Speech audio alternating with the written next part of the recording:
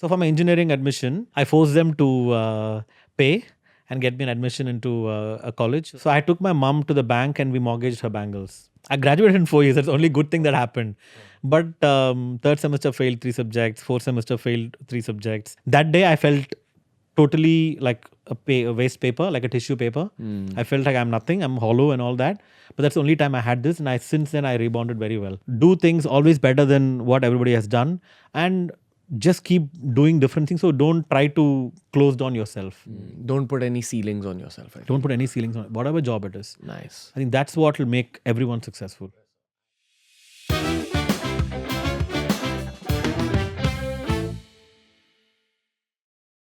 So when you hear the term president and CEO, you automatically picture someone super old, sometimes super alpha, super macho, super boring almost. I'm very proud to say I have a friend of mine on the show today, Ashok Ramachandran sir. Hi. Ashok Ramachandran is the president and CEO of Schindler India and Schindler South Asia. But you're also kind of, because I've chilled out with you for the last 2-3 times that I met you, you're kind of a brother now to me. Absolutely. So, sir, the title of this podcast is From College Failure to Top Indian CEO. So I want to take you back to college. Okay. How did that failure happen? You also did engineering eventually, like Yes, all of us. Yes. And Unfortunately. so we'll talk about engineering, but let's talk about you failing specifically. What had Okay. happened there? Okay. So, I just think of school and raised in a very typical Tambram family. There's a very stereotypical nature for South Indian Tambram families, right? Most of people know that they study well, then go to US, then, do MS, then get into an organization, whatever. So I was born in a very traditional family. Dad was working, mom was a housewife. I had a very successful sister, 2 years older than me. Same. I connect with you there. And therefore there's pressure on you. Yeah, absolutely. And unfortunately for me, and fortunately for her, she was the better of the lot and I wasn't. I was always wanting to be doing things better than everyone else. And I think I tried too hard and I started failing. Though I did well, but 11th I failed chemistry, my first failure in life. Then I graduated 12th with very mediocre scores. Couldn't get any admission into college through the normal process of entrance exams and stuff. So I couldn't get through any ranking. And I have no idea why I chose to do engineering. I think peer pressure, because my parents never forced me onto anything. They were cool, super chill parents. They're like, whatever you want to study. I forced them to pay and get me an admission into a college. So I went to SRM Engineering College. Today it's SRM University. So that was the start of failure. But I can go on and talk about engineering failures as well. Yeah. You felt very low in engineering college? Like a lot of people end up feeling low. And you know what was even more lower than that is, when I think about it now. So for my engineering admission, I took my mom. So we didn't have money to pay for the capitation fee, right?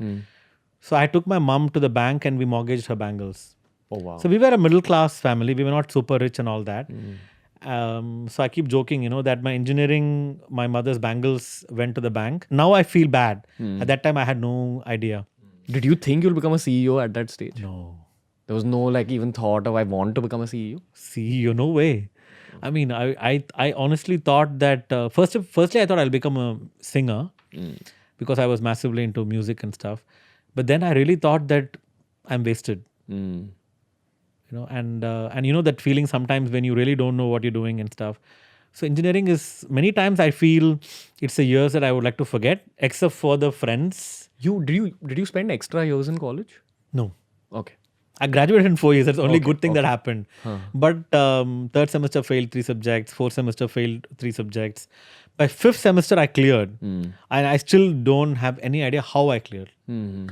Because I don't think I did anything different. Whether the college was kind enough or I don't know, whatever I wrote worked. Your examiner was in a good mood. Possibly. Let's just pass him. I've had that feeling many times giving engineering papers where I'm like, this I'm pakka failing and then somehow I pass. And you just assume that, okay, He's just giving you the marks. Exactly. But have you feels ever bad. written, like, you hear stories, right? People write cricket commentaries and... I've done versions of it, not like cricket commentaries, but I've written the same line in like 100 ways, just to fill up the paper. Yeah. And I've passed in those papers only. But sir, right after engineering college, did you begin your career in the corporate world with any kind of intention, or were you just afraid? You didn't know what will happen. What was your mindset at 22? So mindset at 22 was somebody who couldn't get any placements because I wasn't allowed to sit on placements. Yeah, because of all your KTs and your because backs. Exactly, because of my backs and stuff. And then my parents knew some people, so I remember I was recommended for some entrance exams in one of the engineering companies based in Chennai. I went for that. I didn't do well. Then I started trying odd jobs like sales, door-to-door sales and stuff. Oh wow. Because I didn't want to sit at home. I was. Yeah. But at the same time, I was trying to go to US to For study further. Engineering. Yeah, which is funny, right? I mean, I couldn't do a bachelor degree properly, but again, the herd mentality, 100%. that we all go through. Yeah, one thing I didn't like in engineering college was how a lot of the kids who chose to go abroad would look down a lot on India and like go with that little anger of like, I hate this country, I'm leaving it and I'm going there, Yeah. I'm going to set up a life. And I'd always question that, like, wait, but dude, 22 years of your life, this country has given you your home, so many values. A lot of them have figured out life and are coming back now. Anyway, each to his own. That was not something I vibed with. But No, but I think, when I reflect now and when I see people like you, for example, because you graduated, 4-5 years ago, Yes, right?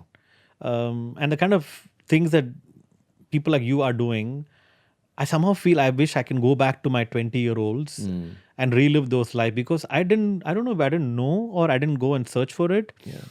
But I still remember when I was in school, 11th, I actually worked in a music store. It was called Music, QUE. And I worked in selling, so during summers, for example. But beyond that, I didn't do anything different. And just a very traditional kind of, okay, you apply for jobs and you don't get it.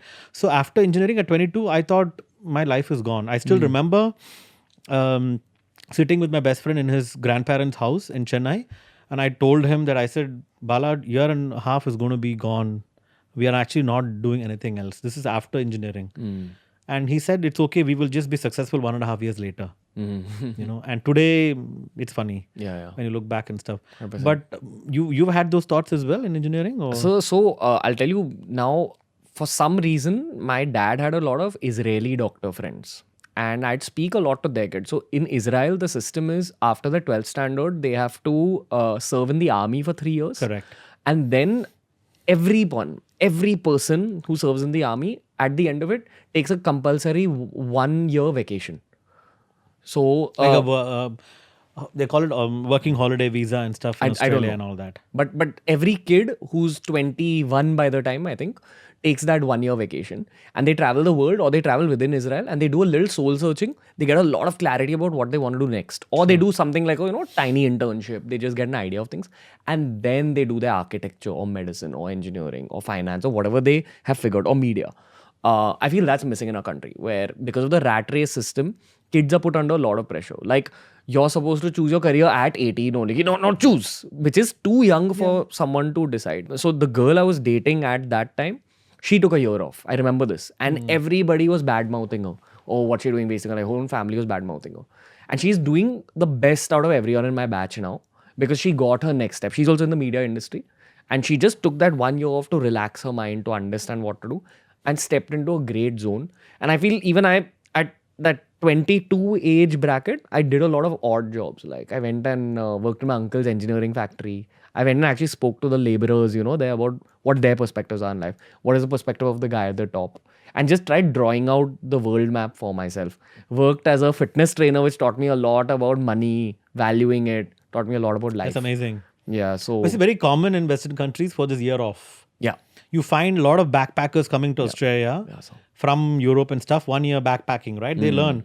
In fact, recently I was talking to a colleague, ex-Schindler colleague as well, who's actually in Switzerland. He's a Brazilian. And he's taken a year sabbatical. Yeah. And his kids are about, I think, 8 and 10 years old probably. Yeah. And I asked him, what about them? He said, they're coming with me as well. I'm like, what about school? He said, the school said this is the best education you can give them. 100%. But it's very hard to explain that to Indian kids, and I'll give you some perspective. I have friends of mine in engineering college, very good students. They got into the dream MBA college. In MBA, they did well, got the dream MBA job. After that, I met them a year into their job, and they come to me and they're like, no, dude, we're miserable. So why are you miserable? One, because I don't enjoy my job. Two, because I assume that by working hard and getting to this job, I'll be happy, and I'm not happy. So I've done everything to the T. I've done a 5-star effort in everything I've attempted, and now I end up in an unhappy place. So what does all my 5-star efforts consistently mean? Like you've hit a century in like every match you've played, and then you end up as like unhappy. So that's what causes, that little hollowness, which is why I exactly feel that more Indian students need to be told to take that 1 year off. And this is a blessing of our country where we are allowed to stay with our parents. Correct. That's not looked down upon. Not.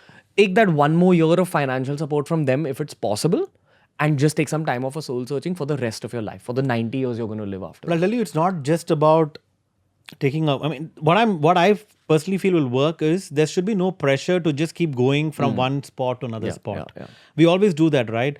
I think a lot of parents do that. Thankfully, I don't have that parents. And it was very unusual at that time, in the 90s, for your parents to say, chill, do whatever you want. It's not easy. And it's not because they had any financial freedom and stuff, Yeah. It was purely that they wanted to let go whatever you want to do, you do it. Yeah, like society works like this. Correct. So I think parents should, if you want to take a year off and do whatever, whether it is, as you said, fitness or whatever, even you're just trying to figure out, what is it I want to do, and you do odd jobs, it's fine. I think it will figure out. It'll teach you more than 4 years of engineering Yeah. college. 100%. Because I think people peak much later, What do you mean? When I mean by that is career and life takes off not at exactly the point of you finishing a degree and then things, it works for many people. I'm not saying no, but I have, even in my own school, a lot of the guys who had, the top ranked students and stuff, then they did the typical, IIT or BITS Pilani, and then went into IIMs or US and stuff. It's worked for them, but many others who were the backbenchers and stuff have done equally well, who've had a lot of gaps in their lives. I mean, I have my own, he works for me right now, in fact. He finished engineering in 5.5 or 6 years. And he's doing extremely well. Yeah. Because there's no relationship between studies and what you do in life necessarily, right? 100%. And that's something people don't know while they're in college, because your whole perspective of life is education system. So, but again, coming back to your CEO journey, so you really kind of sprinted up the corporate ladder. I want to know how that sprint happened. And I know you're a humble person, so you'll say, no, it wasn't a sprint, it was a steady climb. But you're one of the youngest CEOs in the country today. Yep. So you've done something right. You've played some game right. I want to know about that game. Where did it begin? How did you understand the rules? Did you have to do any politics, at any stage? So what was that story? Sure. So I joined Schindler in 2006 as a fresh grad, management trainee. Schindler is, if you can explain. Sure. So we are an elevator company. We are one of the world's largest elevator escalator moving walks. So you see us in airports, in malls, in commercial buildings. So it's a family owned, it's a listed company, but family owned still by the Schindler family, 5th generation. So it's a since 1800s we have been in the world. And so it's a very traditional engineering company, Swiss company, known for precision, quality, premium brand kind of stuff. So I joined Schindler in Australia, not in India, because I was studying there. And after I graduated, What did you study? I did masters in industrial engineering. Okay. So thankfully, it was not hardcore engineering. It was more management-related engineering studies. I think that's probably where things started working out, because if it was hardcore engineering, I would have not done well. I think I kind of figured out, and the whole living in Australia was also a great life-changing experience. Living alone with no support for income and stuff. You go to do everything yourself. It really changed one person. What does it do? When you're kept away from family and you're supposed to fend for yourself, what does it do to a guy? Especially for people from India, it's huge. What happens? First 2 months, I remember crying every day. Why am I here? Because, we landed in Australia with $2,000. That's all the money I was given. and the house rent was $2,000. Oh, wow. So myself and my best friend, he was still with me, by the way, Bala. We both went to Australia together. We took a house. So $2,000 rent and $2,000 was the advance. $4,000 we had to pay. So we just paid whatever we had, and it's an empty house. So the struggle starts from there. You walk into a house. In India, what happens if you move into a house in an apartment Slightly furnished at least. and your neighbors come? Yeah. They ask you want coffee, tea, whatever, right? Nothing. Nobody talks to you. You don't look like them. You have dark skin. A lot of racism discussions always was going on with Australia at You that felt time. that subtly? Subtly, yes. But I don't blame them because I always remember that we are even worse. We are casteist, 100%. right? So it never... I've had some instances. Once I remember I went to buy a pizza and I was calling my friend and asking him in Hindi, "Ek aur leke aun kya?" And the lady got irritated and she flung the $10 bill on my face and he said, "You bloody Indian, get out of my shop." That day I felt totally like a waste paper, like a tissue paper. I felt like I'm nothing, I'm hollow and all that. But that's the only time I had this, and since then I rebounded very well. But what it teaches you living alone, which I recommend to everyone, don't have to go overseas. You got to live alone. You got to know life. You got to know value of money. When I went to work in an Indian restaurant washing dishes and I earned $100, that was the biggest money in my life. I mean, I didn't want to spend. I sent $50 to my mom. And I didn't want to spend the remaining, money became very important. Every dollar I was counting, because I used to go to McDonald's, $3 burger, 200 rupees. You don't want to eat it. You feel like, chalo, I'll keep it for something else. So we used to buy cup noodles. Wow. Or the most, we used to love the fried chips, The lot of Greek shops in Melbourne. Melbourne is a big Greek population. It's the second biggest Greek population out of Greece. And you get these corner shops, like we say Kirana Dukan, right? You get like for $2 a whole bag of fried chips. So we used to just buy that, 4 of us, and we used to have that for dinner. Wow. Because that's what you could afford and you didn't want to spend more. But we Indians were known to keep money as well, So when we used to do odd jobs, we'll always have money end of the month. Whereas the Aussies would not have so much. So they used to ask us for cigarettes and wine, bottle of wine and stuff.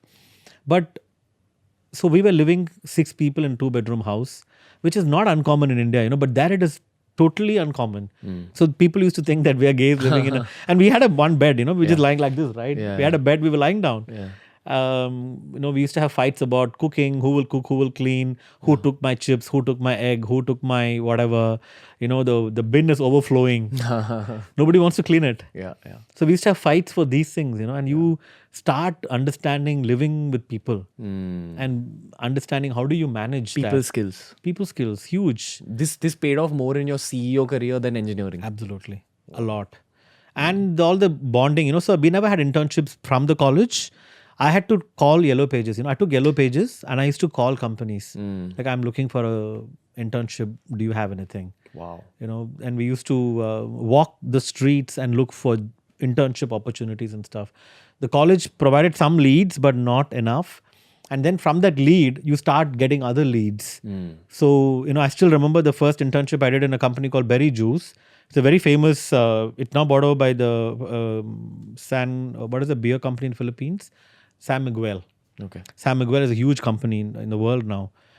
They own Berry Juice, and I went for an internship and I finished the internship. And I still remember the guy said, "What is this useless work that you've done?" And I actually cried in front of him. I still remember, it was horrible. I did that. But I was feeling so terrible that I could not even do an internship well. And then, you go home to meet your friends. You don't have family waiting for you, right? Then you got to go and cook. You have your duty as well because we had a roster. Monday you cook, Tuesday you clean, Wednesday you put the bins and blah, blah, blah. So it was, but it was like every street in Melbourne has a story for me. Got it. The fights I had with people, the struggles you went through making that $1. Friday nights, I used to come back home at 1 o'clock in the night from work. Like after Indian restaurant was a common job we used to do, right? It was the worst job because they used to abuse the hell out of the staff. I used to come back home and watch these nightclubs, people enjoying, having fun.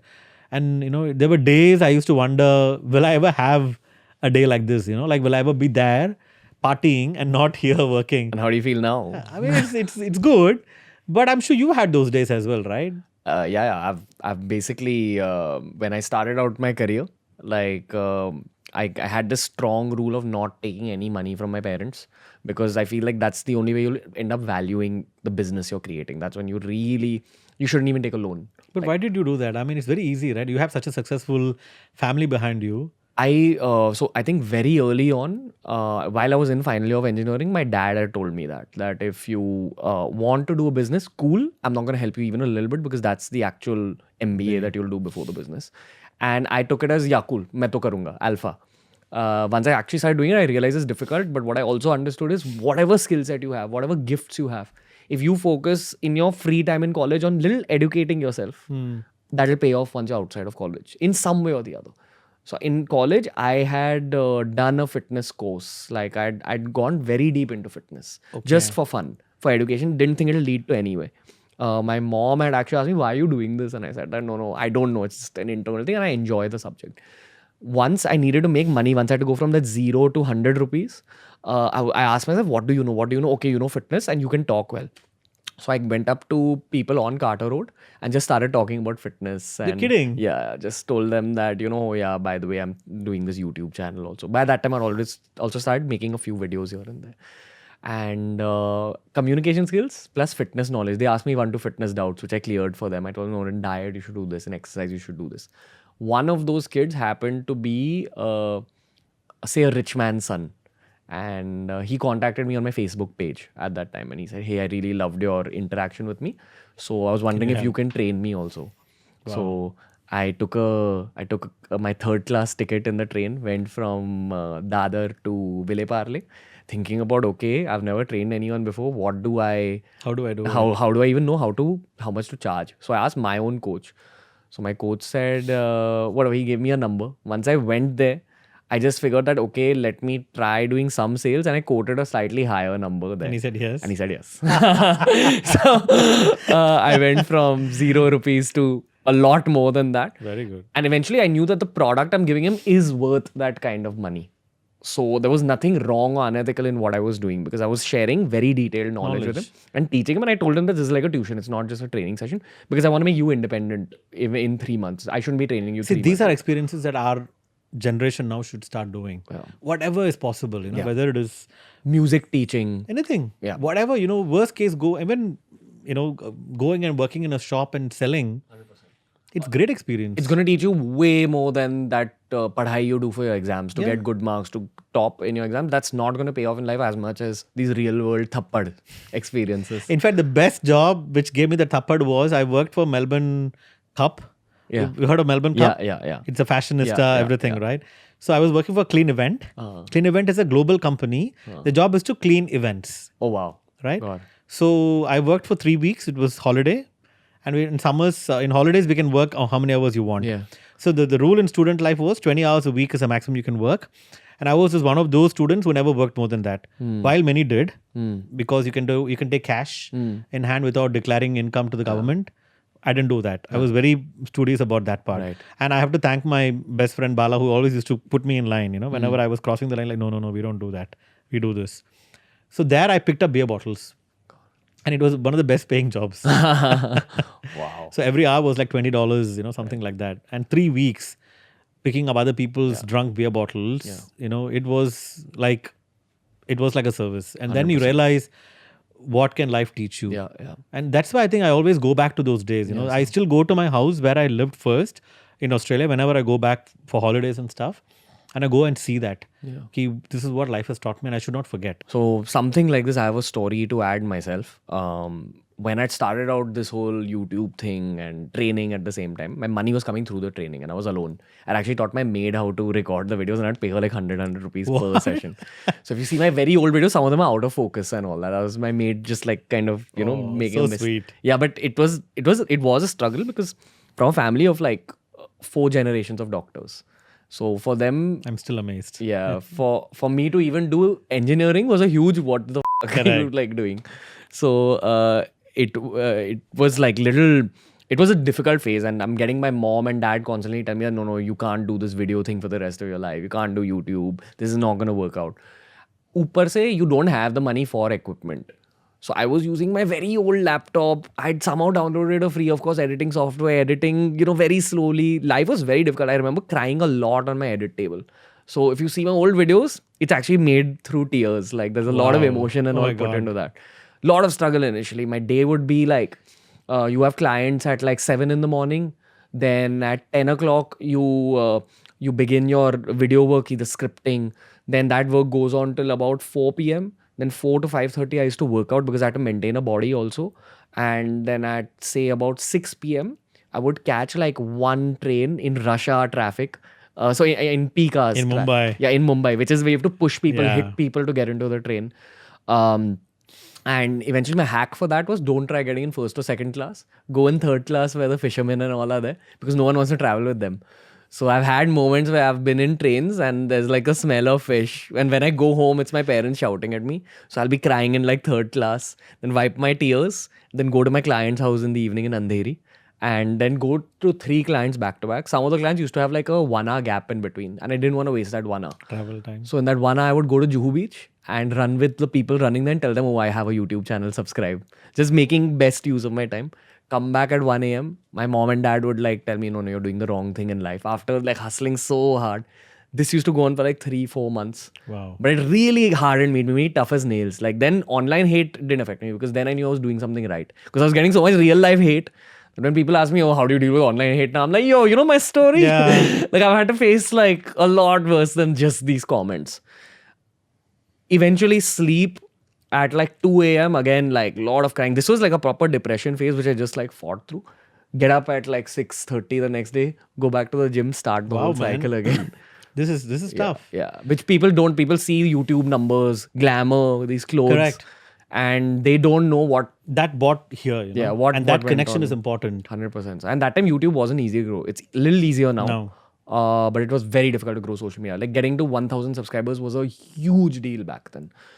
It also paid off because we had first movers advantage that time. So I don't look back at that and say that, oh, why How did bad I go it through was and stuff. It's the best phase for me.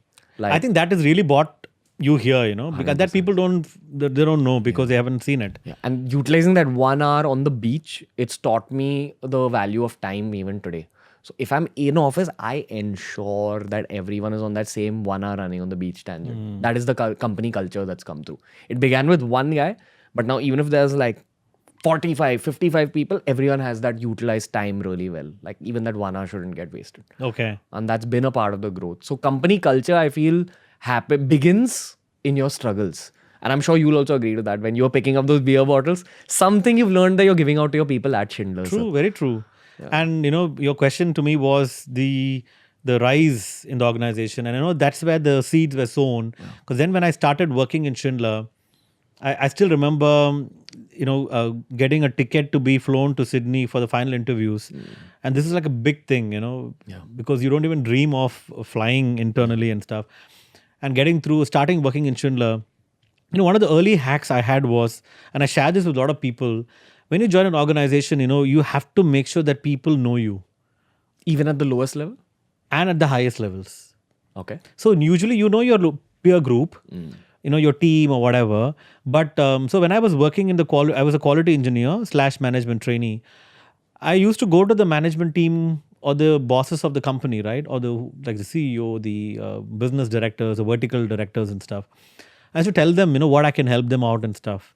And many of them never took me seriously. One of them did. And because that's not a very conventional thing to do, you know. For a young person. For a young person. I mean, especially if you're from another country, you have a strong Indian accent, you don't look like them as well, and you're an MBA or a master degree holder, they don't look at you in a very favorable way, you know. So when you go and say that, you know, I can help you out and stuff, they're like, who's this guy? You know, what is he trying to help me out?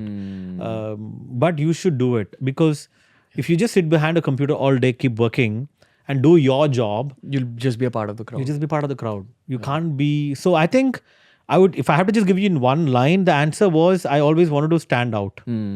Maybe because I didn't have success in my past, I thought I was useless. So I always thought, how do I stand out? How do I do things nobody has ever thought of, you know? And now I call it obscene success, but that's where I think it starts which is how do you do that extra incremental? Yeah, so I see that with a lot of, say, young actors also. And actually, I see that in all industries. The ones who really break out are the ones who take these slight risks in social situations where they will very, kya bolte, shamelessly go up to people and just start talking. They'll make a fool of themselves many times. 4 times they'll make a fool of themselves. 5th time they'll meet someone who will respect them for doing it. I'll give an example. When I was working in Schindler, Australia, we had 7 or 8 Indians and we had lunchtime. I'm sure you know this, right? We all have a habit of sitting together and eating wherever in the world we are. Indians.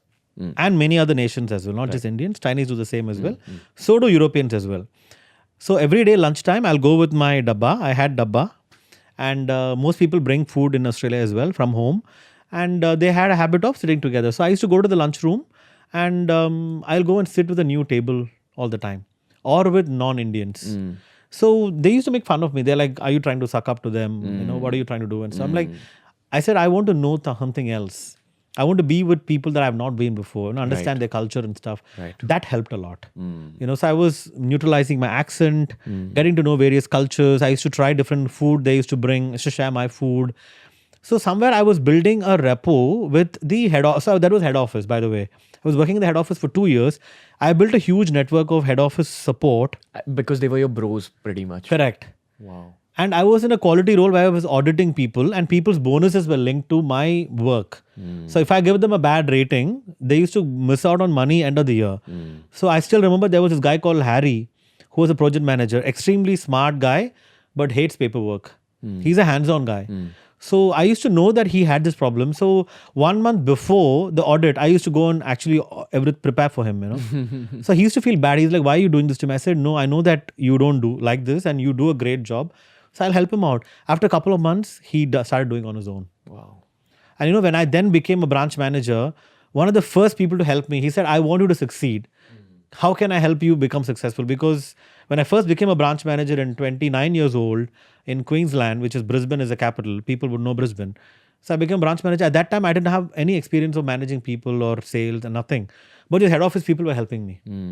And that's what is a hack I would tell people, that go and put yourself out there. Talk to people. Don't expect company will come and talk to you. Right. Because, you think about it, even in your organization, you're the boss and you have 30 employees or 40 employees. Is it easy for you to talk to 40 people or is it easy for the 40 to come and talk to you? Right now, I feel it's easy for the 40 to come and talk to me. Even the other way around. Even if, say, right now we have 4,000 employees, 500 employees in Schindler India. I always tell them, for you, you have only one CEO. But I have 4,500 employees. So which is easier? Right. So if people know Ranveer and Ranveer has something on, let's say, for example, tomorrow Ranveer is not well and you go to do a podcast, maybe one of these people, you would think, can I ask him to do it? Right? Yeah. Not the guy who has never come and spoken to you. Yeah. So people can say you're sucking up to the boss, you're advertising yourself, you're marketing yourself. But what is wrong? I mean, I don't have a marketing manager for myself. Yes, sir. The company has one. Yeah. So who is your marketing manager? It's yourself. Yeah. In engineering college, when they tell us that, communication skills is what will take you far in life, this is what they mean. Exactly. It's not just in the boardroom. No. It's in the dining hall. It's in, between coffee breaks. The relationships things like that. Yeah. that you build. Yeah. And without having any prejudice of, is he my community? Is he my color? Is he male, female? Is he gay, lesbian, whatever, the diversity things. Yeah. I remember when I came back to India after 1 year in Australia, I didn't want my driver to open my door for the car and I didn't want my maid to wash my own plates. So something small that teaches you, which we don't have here, we are not taught that. 100%. Also, just generally, even I've worked with a lot of people who aren't from India. That's what makes them connect with you the most. When you are able to talk to them as humans and not as, white person, black person, Correct. Asian person. Not like that. Just connect with them on a human level and work happens by itself. And this is also the case with men trying to woo women. When they kind of treat the lady as, I want to date you, I want to woo you, it never works. But when you connect as a friend or a human, Correct. it works much better. It flows. Something young guys don't understand. But sir, again, so once this started happening to you, where things started working out, your relationship started building, did that CEO bubble pop in your head? So it actually happened very quickly, right? So I was 2 years in the entry-level role. 2006, I joined Schindler. 2008, around mid of the year, I was offered the general manager role for Queensland. and I took that role. I was there for about 3 years.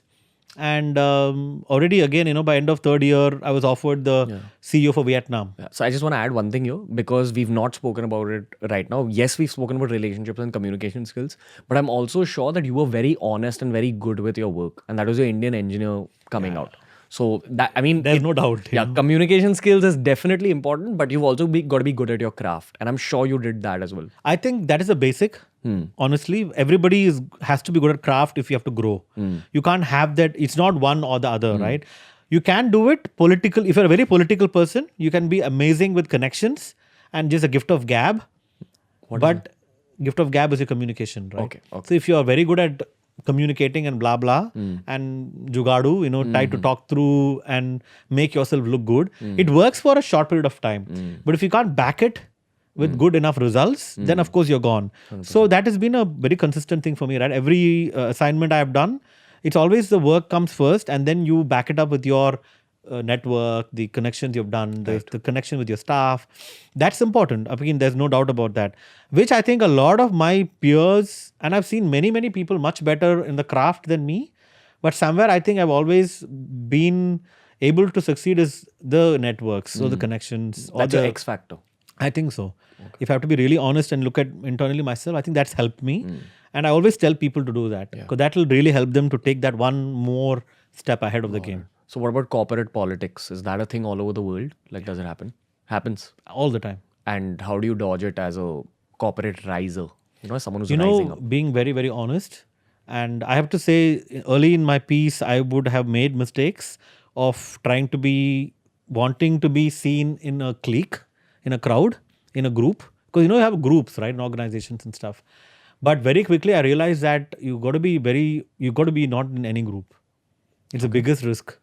Because then you are termed with that person. Okay. If that person is gone, then you're gone as well.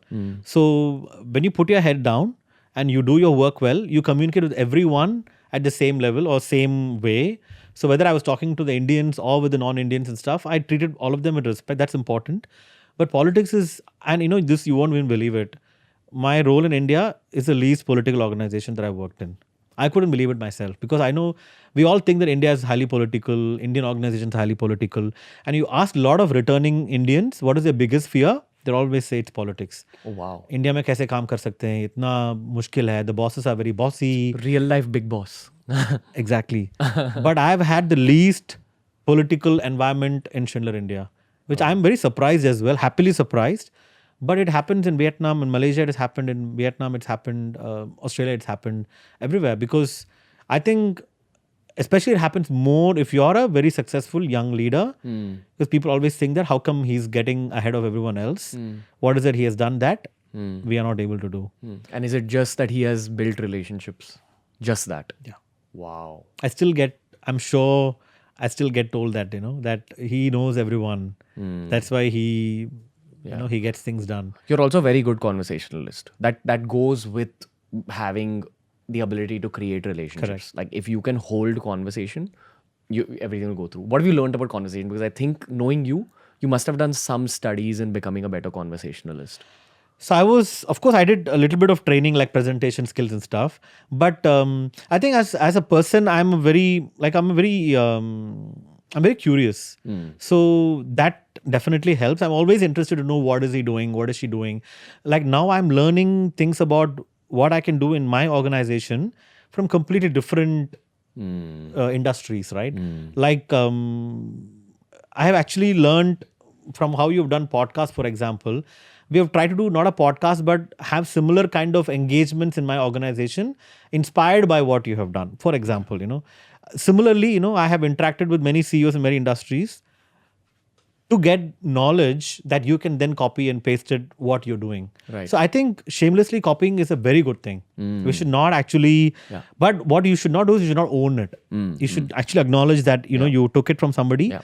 So, if very interesting question you ask, and I want to share a very good example here. When I was in my first role in Schindler, there was a day when I had to, when I was actually standing outside the office having a coffee, and my managing director, he just came out. It was a car park where the coffee shop is. So he was looking around and he saw me. He just called me. He said, do you have a car?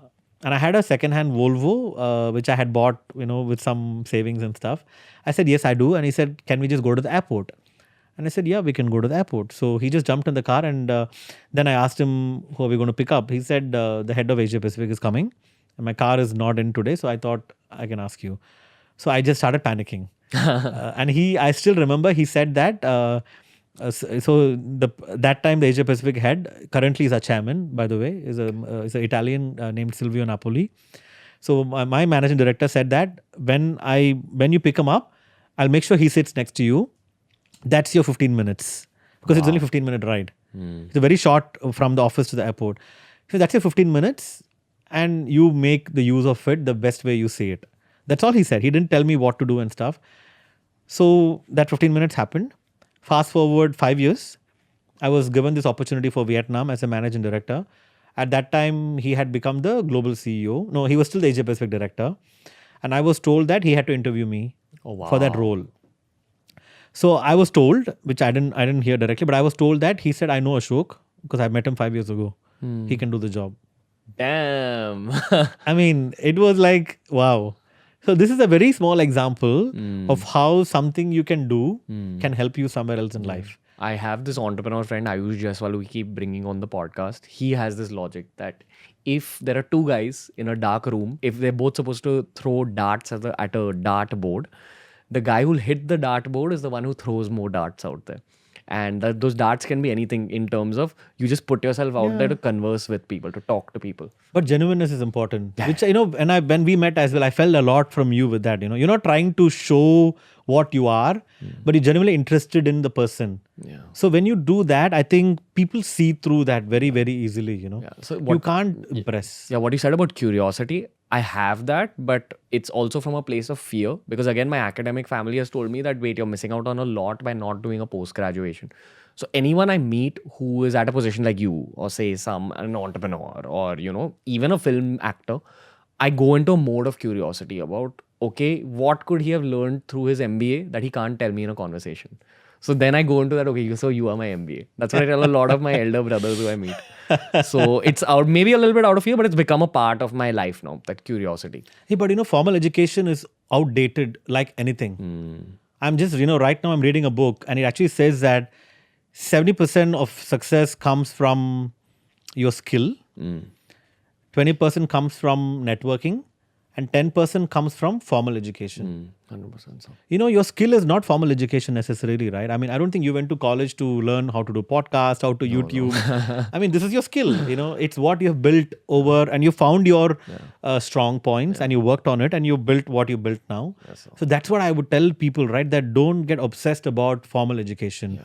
Even today in organizations, people tell me that, why aren't you sending us to formal MBA courses or short-term courses in Harvard or in IIMs and stuff? I'm like, dude, I have never chased any formal training in my 13 years in Schindler, because it's exactly what you said, curiosity. You start learning and you start picking up, you start implementing.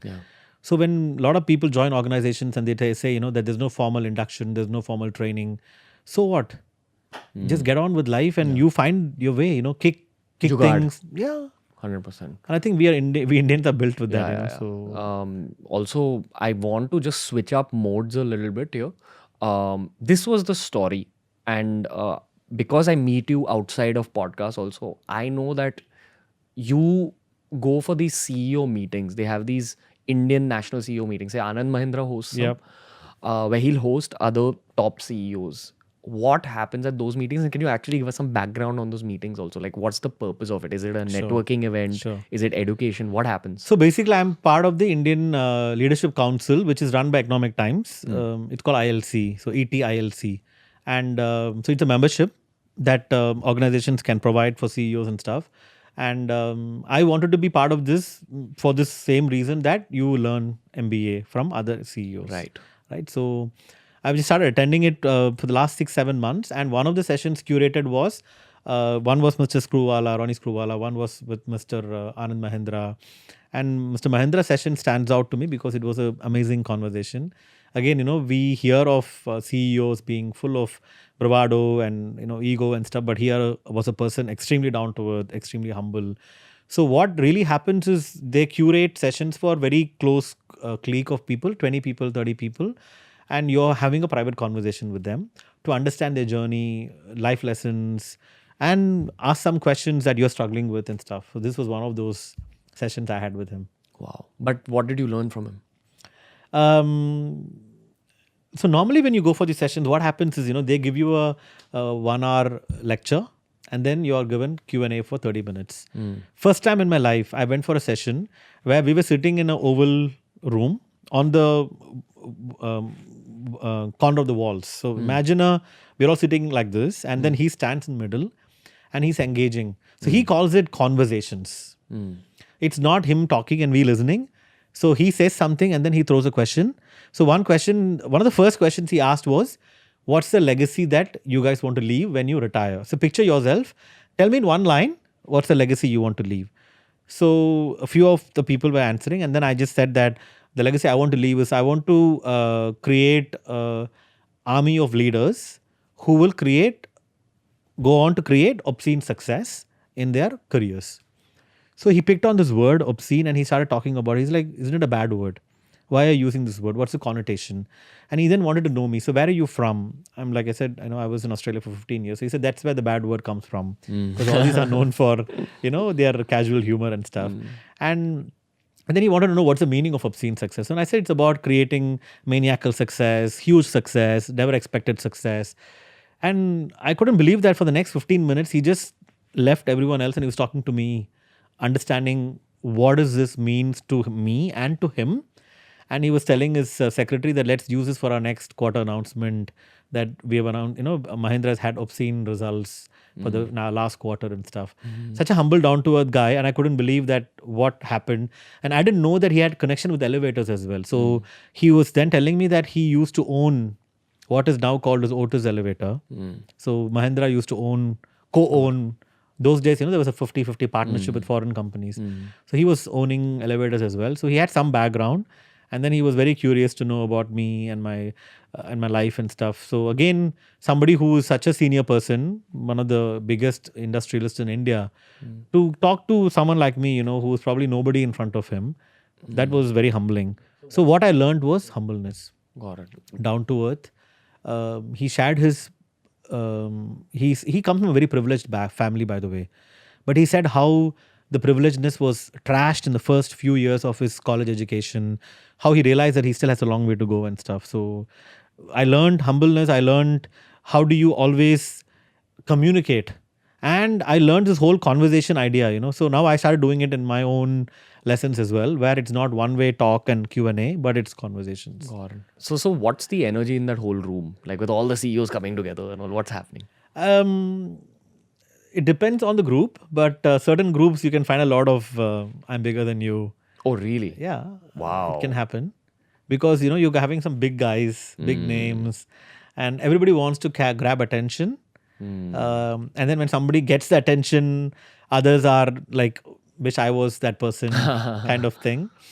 I always have an advantage because I'm always the youngest. Yeah. I've never had any session where I'm even close to somewhere else. Right. So I've used it to my advantage where I wanted to. Yeah. But the vibes are, of course, whilst there is all these vibes as well, what I said, but there's also vibes of co-creation, learning from each other, 100%. networking, engaging with each other. So I connected a lot with these people. But also very blessed that a lot of this came out after I got the ET award last year, So there I met amazing people who again were very similar, So there was Sagar Daryani from Wow Momo. There was Zomato guy. There was the Uber guy. There was top people, consultants from McKinsey, Ben and Company, who are all my fellow award winners. And then you connect with them. And then you realize that this generation of leaders are very down to earth. Okay. And what's the difference between this generation of leaders? So which year are you born in? 80. 80. So anyone born in the 80s, how are they different from 60s and 70s born leaders? I shouldn't generalize, then I may get beaten up by a few people who are 60-year-olds. But what you hear, the stereotypical leaders are, first of all, leaders have to tell people what to do. That's the first thing you always hear. Like, you're the boss tells me, right? That's what we've always told. And the second thing you find is that the boss will never ask for feedback. The boss will always think that he's right. And he will set the tone for everything happening in the organization. And the boss will not be easily approachable. These are three things that I've found which is so unlike me, because I don't do any of these three. And this is what I think the 80s and 90s leaders are, extremely down to earth. And there's a lot of stereotypes that, usually in the 60s and 70s, it's the IITs, BITS Pilanis, McKinseys of the world. Yeah. So even when I went for the ET award, of the full list of 40, most likely everybody was from IIT, BITS Pilani, IIM, or they're a startup, or they are a McKinsey Bain and Company, so consulting background. And I didn't have any of these. So I totally felt out of place. When I walked in with my wife, we thought, everybody knew each other. We did not know anyone, in fact. So I still remember asking the consultants who did the analysis, like, how did you find me? They were like, we couldn't find engineering companies having CEOs less than 40 years old. So that was very interesting, that engineering companies, we have kept it very traditional. And that's why it's not very attractive, right? How many engineers really want to work for engineering companies? They all end up going to Tata Consulting or CTS and, one of the software companies, right? Where the money is better, it's more glamorous. Like how many people know engineering companies as a brand? Unilever, Pepsi, it's all there, but not engineering companies, right? Now it's getting better because of activeness of the companies into social media and stuff. I just want to add something here. And this is a message to all the young listeners. And this is coming straight out of my heart because I remember I tried studying for IIT in 11th standard and very soon realized it's not my cup of tea. I just didn't want to work that hard at that stage of my life. And I think everyone, family members, friends, fellow students, they what's it called? They kind of gang up on you and tell you, no, if you don't get IIT, you won't amount to anything in life. And there's a version of this at every stage of your education where they tell you if you don't get this college, end of your life. And in college, they tell you if you don't get this job, end of your life. If you fail, end of your life. But the message is that don't let others draw out possible negative futures for you. If they're drawing out negative futures, it's more of a reflection of themselves than you. So, you keep thinking positive. Again, just focus on learning, focus on curiosity, and just keep growing because trust me, people don't even know what the scenario of jobs is going to be like in 10 years. All you can do at this stage of human history is like educate yourself, ask questions, learn from past leaders. But you don't have even school teachers doing that because I had it. In 11th standard, my physics teacher, she said you will never come up in life and stuff, Again, so, I don't mean to sound mean, but when someone says that to a young student, it's a reflection of them. They in their eyes probably haven't made it in life. So they think that this is also a possibility. And that's why I'll project my own insecurities on this young student because he can't fight back. So it's a very kind of adult form of bullying. I once... But it hurts you a lot, right? For sure. Your self-esteem and... 100% so. Like, I remember going for my 11th, 12th standard CET tuitions where you have to give your entrance exam. We had this one physics teacher who would traumatize kids. Like she would, the toppers, the person who comes second or third, if they drop down to fourth or fifth, she'd chuck them out of the class, say that I'm not going to teach you anymore. You've let me down. I remember her crying in classes. Like she was a little crazy. And she would really traumatize children in terms of, I remember her once writing only the top 2 colleges ka names on the board. And she's like, yeah, if you get these 2, you're great. Rest of it, I guarantee you, I can give you in writing, your life will be ruined. And you're telling 16-year-olds this who don't have any perspective on life. So you really start believing it, then it eats away at you. So when you asked me my 22 years old how I felt, and all this was in my mind, like, will I ever succeed? And that's what happens, right? We get so much of pressure from everyone. It's only then friends who believe in you and stuff, who then give you those perspectives that no, things will work, you will do well and stuff. Like the one guy I'm in touch with from engineering college, I didn't have a good time in engineering college. There was too many people just telling me I won't amount to anything, and it really affected my self-esteem at that point. Same. The one guy, he was a good student. He's still one of my closest friends in life. I remember I didn't do too well in a particular exam, and one of the teachers, this was just a general culture of the teachers, pick on the naughty students or pick on the students with tattoos who are fit. But that was me. But so the teacher made all the toppers of the class stand up and say, oh, what did you get in my subject? You got this, okay, good. What did you get? Good. He asked all the toppers, there's the 5-6 top people, and then he asked me. The bot. Yeah. Like the guy who's near the bottom. And Ranveer, aapko kitna mila? Like, how much did you get? And I said, yeah, I just passed with grace marks. And he's like, oh, okay, that's so sad, yeah. He did that. Now, that's so demotivating for a 19-year-old. Man. So I stepped out of class. And my friend saw this and he came up to me and he was also one of the toppers. And he just put his arm around me and he said that, you know what, dude, that guy's a like he abused that guy. And it's a moment of friendship. Yeah. Which stays with, and that's the one moment I hold on to from engineering college. Correct. Like, I will do anything. I will miss all the parties. I will miss all the birthdays, but I won't miss the birthday of that one guy who I have was a there same for me. example as well. In school, in fact, somebody who's doing extremely well now, but he's so proud of what I'm doing, and he gets very inspired now looking at me. So I think these are the people who have given you somewhere that ray of hope that things will be better. Yeah. But it is difficult, Right now we're speaking about it because we've gone through over it. But a lot of listeners and people who are going to college right now are experiencing it, man. Yes. You see suicides. You hear about so many pressures from social life that you have to do well. And it's not just about looking good, studying well, having girlfriends, all these social pressures, right? Yeah. I mean, then imagine where would the world go, right? I mean, this is where the biggest change we have to do, I think. So I think social media is bridging that gap slowly. Like when I even go back to engineering college now and interact with some of the students, there's a different energy. It is. They've seen stories. I'm really blessed that I was one of those stories where it's like, okay, people always told me I'll amount to nothing.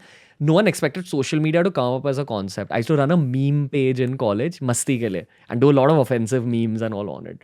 But no one thought that'll lead to anything. Today, meme pages are some of the highest revenue earners in our industry. Wow. So it's just you can't predict the future. Just believe in yourself. I feel that's the message people need to take away. Absolutely. If you had to boil down all your journey's lessons, I feel, sir, to 3 points for these people who have failed, who are going through shit right now, young engineers who just want to chill out a little bit while in college. What's your message to them? So I would say 3 things to shortlist is, first of all, any experience is good experience. So don't ever think that this is below my level or it's above my level. I can't do it. Because opportunities will come from anywhere, and you just do it. Don't give away from whatever it is the opportunity. And whenever you get that opportunity, bring that wow factor. Don't just do it like anybody else. Put some effort to think, how do I do this better than everyone else? I think that is a super, super important. Finally, I keep repeating it, but I think it's important. You have to brand yourself. Nobody will brand you. And Even if you're not the CEO. Doesn't matter. You see, today, anybody in this room, each of them have a brand. What is a brand? Even as a friend, you're a friend. You have a brand, right? Oh, Ranveer, he's chill, he's cool, he's a fitness guy, he's a stylist. Yeah. This is your brand. Yeah, your personality. Your personality, that is what will take you forever, So you have to know what is your brand, and you have to know then what is the brand you have to be to get to what you want, and how do you connect.